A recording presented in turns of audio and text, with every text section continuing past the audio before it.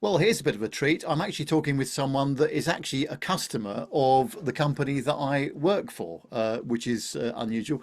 Grant, very nice to meet you. Thanks for joining us today. Nice to meet you, Neville, and thanks for having me on your show. Looking forward Well, it to was, no, you're very sharing my welcome. experience. Yeah, well, it was very nice to see on LinkedIn what I saw the other day, actually. So, first of all, tell us a little bit about yourself and what you do for work. Yeah, so basically, I work in the AV industry. I work for a company called CSL Integration. We supply and install AV equipment. I'm currently a business development director there, so I find new opportunities for the business. And yeah, basically, that's what I do, really. Yeah. Nice, excellent. So, tell me the story of your flying, or rather, lack of flying up until now. How did it all begin? Yeah, well, basically, as a child, I basically went on holidays in the UK. So I'd go to like Devon, Cornwall, Bournemouth. So I never really had the experience as a child getting on an aeroplane, which I think may have contributed to me taking time on getting on an aeroplane. So um, then I would potentially go on holiday by ferry to Spain. I'll do coach trips to Spain, Eurostar trips to Amsterdam. I'm probably the most traveled person that never been on an aeroplane. So, um, and also with the type fear based with getting on an airplane, I feel like potentially I've done it to myself in a way where I would watch sort of air investigation documentaries, and I quite like how they investigated on the black box and found out the problems and solved, what initially caused the crash, which I've probably done it to myself watching those documentaries, in all honesty. So I built up quite a fear for myself. So I'm partly to blame, for it being such a long wait getting on an aeroplane. So yeah, so that's basically sort of how it led to my fears, in all honesty. So, what happens if the company says to you or said to you previously, Grant, we're doing this job in Edinburgh, can you fly up there and deal with it? I mean, are you on the train or Yeah, driving? so basically on the train, I mean, for instance, in a previous company I worked for, one of our sales meeting was in Belfast. So basically, I jumped, well, got on a ferry and done a 10-hour trip on the Irish Sea, which is absolutely crazy, really, to be honest with you. So, and I think from door to door, it took probably 23 hours of traveling, from getting the train to Birkenhead and then doing the ferry crossing. So, yeah, I literally would do every journey possible to avoid getting on an aeroplane. Yeah, so I've done coach trips to Spain. Yeah, so Oh, wow. So tell me about how you eventually plucked up the courage to get on a flight the other day when you did this. To be honest with you, so it was always my intention to finally get on an aeroplane. Um, so I was like, basically, I go swimming once a week or twice a week, and just got chatting to this guy. Actually, he happened to be a Tottenham fan, and I'm a Tottenham fan, so we got talking, etc., and what have you. And my fear of flying came into conversation, and this chap was actually called Alan. He said that he fixed aeroplanes for like 20, no, 42 years, I believe he said, yeah. And he would talk me through the process and how the safety of the aeroplanes, etc., step by step. And which was good, give me confidence. And it just got to a stage that he said, "So what am I going to do to get you on this aeroplane?" And I said, "Well, he said, I'll tell you what." I said, I will come on a flight with you and I will talk you through it, etc., etc., etc., etc." So I kept that in mind. And then my girlfriend, who's been well travelled, lived in Australia, been all over the world, basically booked out these holidays for me. Like, so we're going to the Costa del Sol at the end of May, Sicily in August, and Santorini in September. So I've committed to these, and I thought, well, this is the time maybe to take Alan's help basically to get me on an aeroplane. And he said, "I'll tell you what, let's book a flight to Jersey." And so yeah, I thought that's probably an ideal flight for me. I mean, it was literally only 35 minutes. Basically, you're up and down. So I felt that was probably, a good opportunity to take my first flight. Um, yeah, so I've done that with Alan, and I was very surprised how I dealt with my sort of anxiety towards it, actually, because just going back, I mean, I got offered to do holidays to Tenerife with friends that would be booked out, and I would get this sort of anxiety. And I thought, oh, I can't live like this for like 6 months to get on this flight. So I just literally just, cancelled the holiday. Well, also, I mean, what happens if Spurs are playing in Europe somewhere? I mean, you've got to get there somehow, haven't Well, you? that's right. Yeah, we get the Euro style on a boat. But Yes. yeah, but this is so I actually trained my mind in the build up. So I booked the Jersey trip about 8 weeks ago, and I wasn't sure even booking that flight whether I'd actually get on the plane. So I was a little bit unsure. But I was really surprised how I dealt with the anxiety, and how I did it was I basically lived in the present. I took it day by day. I knew what time I was meeting my friend Alan. I think we was meeting at something like 6 o'clock in the morning. So actually, the process of waking up in the morning, getting dressed, having a cup of tea, getting on the bus to Terminal 5, checking in, getting on the plane, and I've done it in stages, and that's how I kind of beat the fear. I just was literally in the present with it, and Yeah. whereas in the past I'd just sit there worrying about it continuously.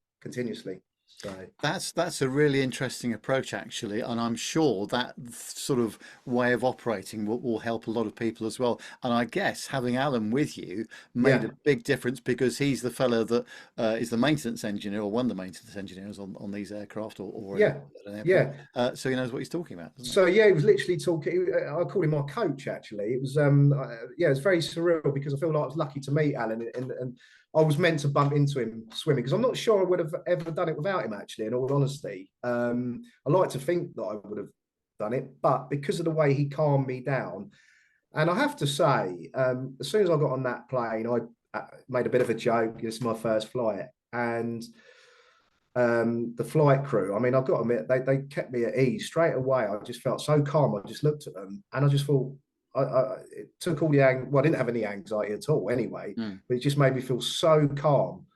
And I was treated like royalty. I think Alan had something to do with telling them they knew my name, etc. And we sat in business class, and yeah, it was just a fantastic flight. Enjoyed the takeoff. Was brilliant. Very surreal because all these years of avoidance of getting on an aeroplane, I couldn't quite believe I was on one. Yeah, I And think also you've got to realise that the crew, I mean, they want to get home as well. So, yes, yeah, operating a safe flight is the biggest thing for them.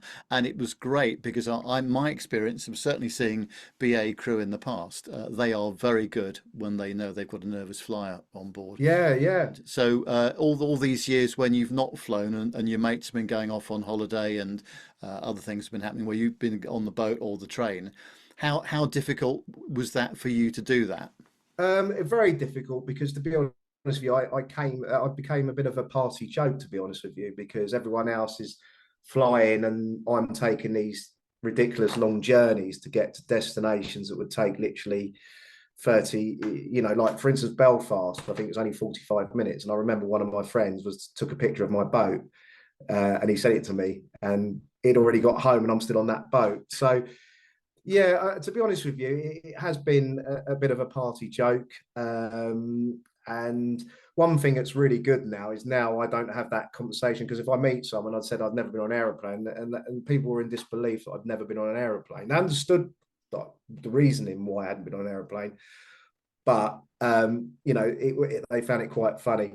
For instance, I was lucky enough to meet Christopher Reeve when I was 7 years old. So my nickname was Superman. But then the joke was, you can't be Superman if you don't fly. So I had a lot of that going on. Yes. So now my nickname now is Biggles with my friends now. So Yeah, of course. Yeah. Now, having done that, obviously, have you got the urge to do this again and to go on? yeah, Yeah. absolutely. So Good. this is the good thing about it. I'm going away at the end of May to the Costa del Sol. I'm going with EasyJet.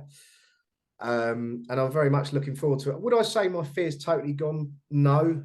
Um, but it's not going to stop me. Do you know? No, a lot of people say this, people that are nervous flyers, they say, I still don't really like it, but actually I can now get on a plane and it's not a yes, big drama for me. Yeah. yeah. So, but you could say like, do I like getting on the underground? Not all the time, but I still do it. So, and that's how I see it really. So, but my flight was absolutely perfect. To I couldn't have wished for the, bearing in mind it was only a 35-minute flight. But I still got to experience the takeoff, etc. So yeah, I mean it was a perfect flight. So no, fear hasn't totally gone, but obviously, I know what to expect. I know that I can do it because I think there was a little bit of panic that I want to get off the plane, I want to get off, but no, there was none of that. I just totally relaxed, and I I was suppose you very don't, yeah, you don't really know how you're going to react. no, You think you know how you're going to react, but yeah, you don't really know until you're actually there, do you? no, exactly right. And so yeah, I mean, I can't wait to do it all again. Oh, Actually, that's great to hear. Now, if you were talking to somebody else that had who was nervous of flying or had a fear of flying, what would your advice be to them? well, the thing is, it's going to be difficult to get rid of the fear totally, because you're going to always have those doubts and stuff, etc. This is going to happen, and that's going to happen. But all I would say is that, and the way I done it is literally, you've got to live in the present. You've got to do it stage by stage. Don't overthink it. The minute your mind starts to wander with negative thoughts, back to the present, back to the present, and that's kind of how I done it. That might not work for someone else, but for me, it was just, keep relaxed and etc. I didn't, I was considering doing a fear of flying course, but you know, um, no, That's really impressive that you've managed to overcome all those things on your own, more or less, or with Alan's help. yeah, That's been a big thing, isn't it? Uh, yeah. so, are we going to see you in Barcelona then in February Yeah, so next year next at year, our so our ISE show, which is our industry show? yeah, absolutely. I'll be over there next year with CSL. Yeah, absolutely. Looking forward Right. to that because I done when it was in Amsterdam. I done the Eurostar 4 or 5 hours. So Yeah, that's a bit easier, isn't it, to go when it was in Amsterdam? yeah, But it yeah. was a bit I of a mean, the long slog Eurostar trips going were. I down to mean, Barcelona, isn't it? as I say, I'm probably the most travelled person that's never on an aeroplane. One of them. I mean, I've been to Amsterdam 5 times, Paris a couple of times, cruises to Norway, Belfast.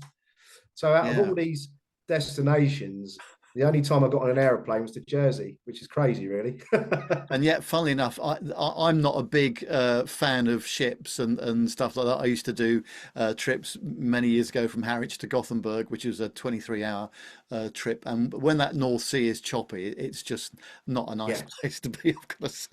yeah. And as I say, the trip to Belfast, I literally sat on that boat and I was thinking, why are you putting yourself through this, Grant? Yeah. Why?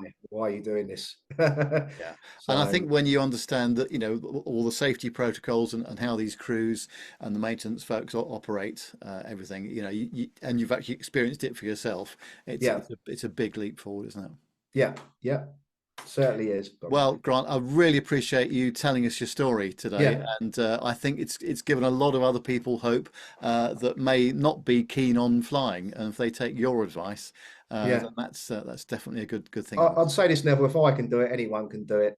So yeah, I'm so happy. It felt like passing your driving test. That's the same fit, the proudest moment. And even I've actually put my boarding passes in a frame. So that's my Oh, first ever good for flight. you. Look at that.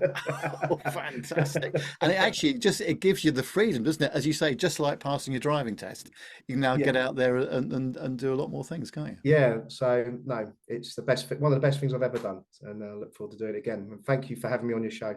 You're very welcome, Grant, and best of luck for your flights later in the year. Lovely. Thank you very much, Neville.